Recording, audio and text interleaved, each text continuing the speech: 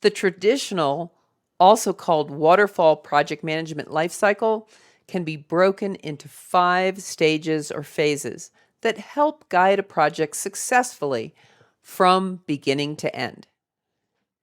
Initiating is all about getting the commitment to start a project. You start by defining the project. What's the project supposed to accomplish? What's the scope? What's a rough estimate of the resources needed and the cost? You also identify the project stakeholders and make sure they agree on what the project is. From there, you ask for approval to proceed. Planning is where you work with a small team of expert team members to figure out how you're going to perform the project. In essence, planning answers the questions, what are we going to do? How are we going to do it? And how will we know when we're done? When the plan is complete, it's time to get approval to launch the project.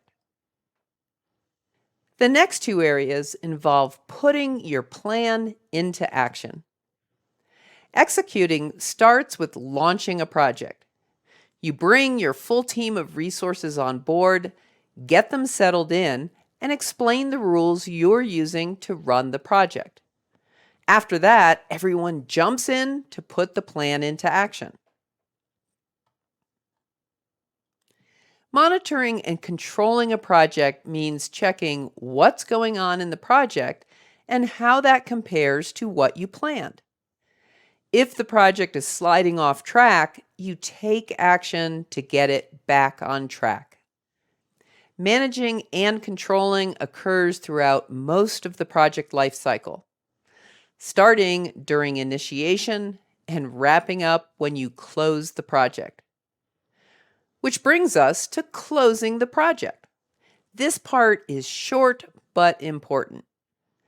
You get the client to approve the project, that is, officially accept that the project is complete.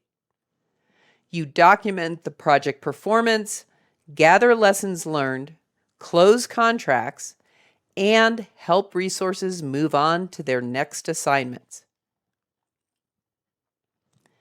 Waterfall project management works well when the project goal and solution are clearly defined, and the scope and deliverables are clear-cut, such as in building construction.